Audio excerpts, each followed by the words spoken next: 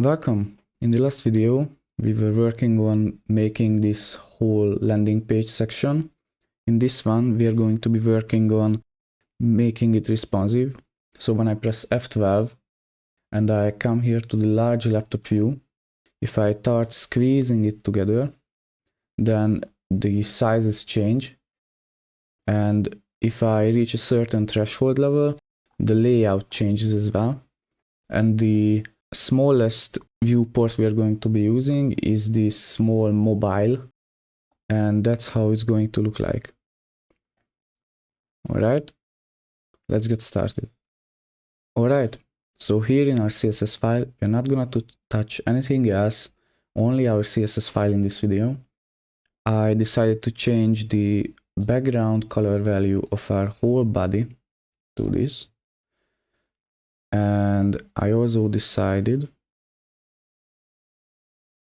coming down to our home section, to remove the background color that we've put here. This was, well, let's say dumb of me in the last video.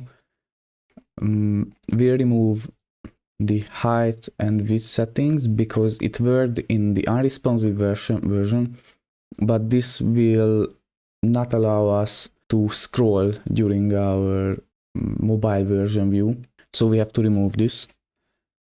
I'll also remove the padding, but only to show you a different way to do it.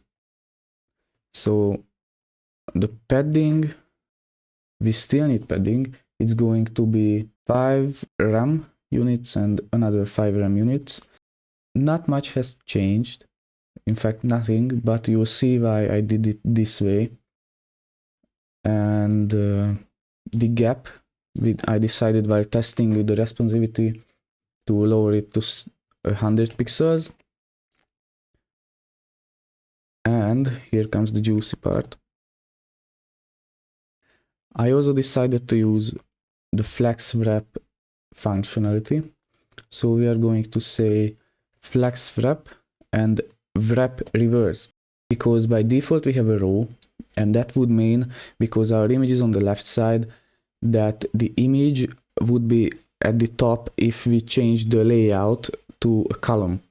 But we want it the other way around. We want the text and the call to action button to be on top.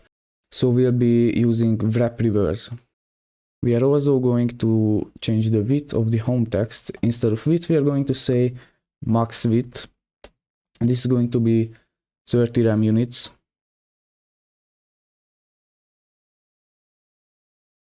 And let's see the functionality of the flex wrap.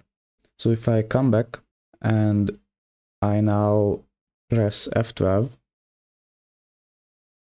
then it's going to come around, and this is the functionality of our flex wrap. So it wraps around, and when it reaches a certain threshold, the layout changes completely.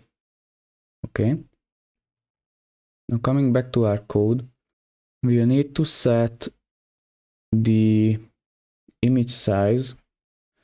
So we are going to say background repeat, no repeat, because by default, if there were smaller images and you put it there as a background image, it would simply repeat itself to fill the whole area. So we do not want that. We'll set the background repeat to no repeat. We'll set the background size to take up 90% of the div, the size of the div. And we'll position the background to the center, background center, like this. Now, from now on, we'll be using media queries. So what I found that we need media and max width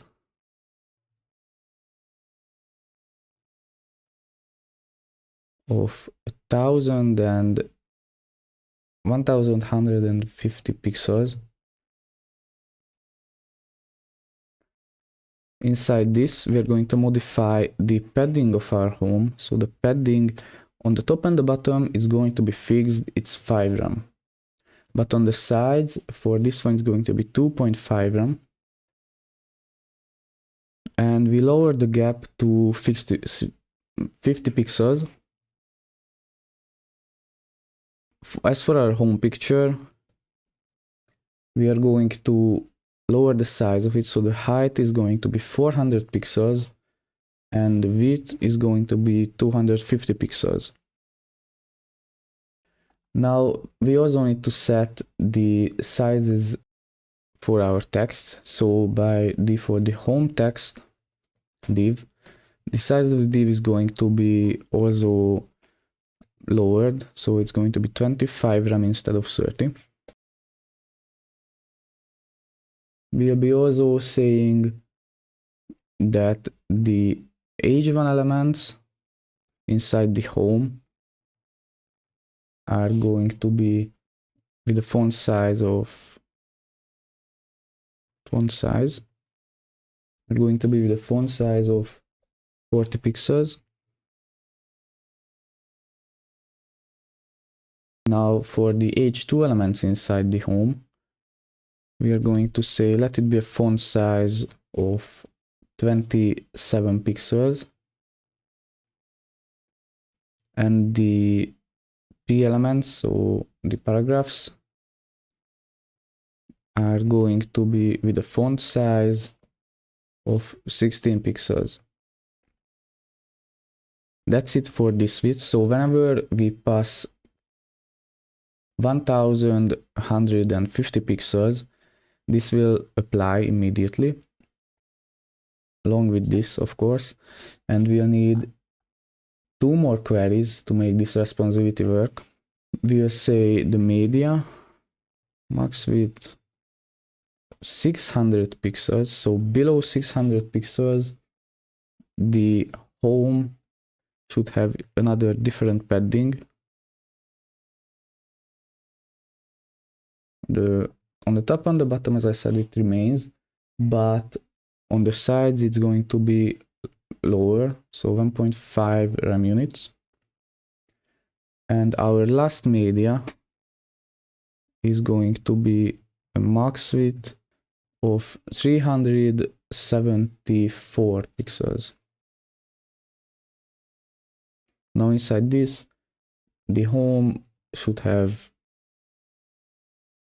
the same padding as here, so this is going to be the same, but we'll also be having the gap set to 0 pixels.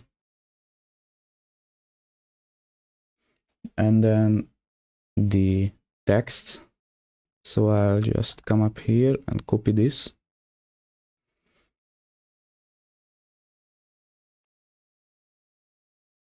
The text should be 20 rem units. The home should be,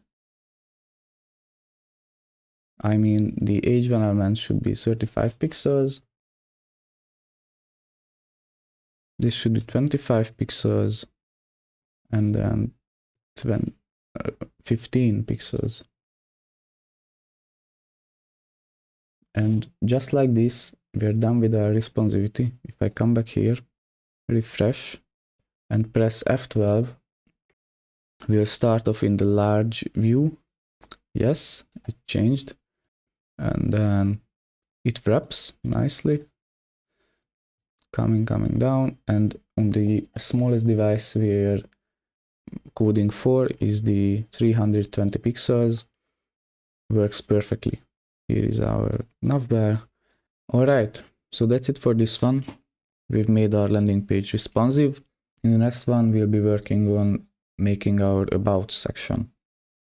If you like the video, drop a like down below, and if you have any questions about these, feel free to comment it down below the video. As always, source code will be in the description.